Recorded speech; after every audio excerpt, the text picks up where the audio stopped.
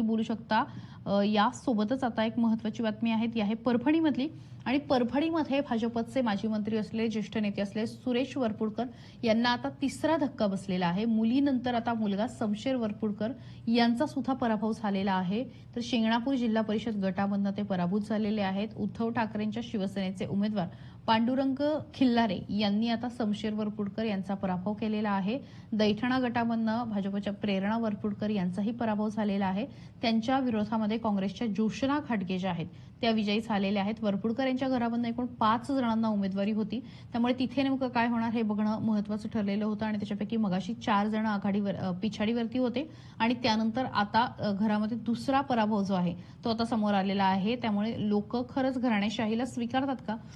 पक्का आपण म्हणू शकत नाही, कारण अनेक ठिकाणी आमदारांचे खासदारांच्या घरातली लोक विजयी सुद्धा झालेली आहेत, तर काही ठिकाणी पराभूत सुद्धा दिसत आहेत। वरपुडकरांच्या घरामध्ये आता तरी पराभूत होताना जास्त प्रमाणामध्ये दिसत आहेत। सिंधुदुर्गमधली अपडेट आहे, हाय व्होल्टेज लढत होती कोलगाव जिल्हा परिषदमध्ये।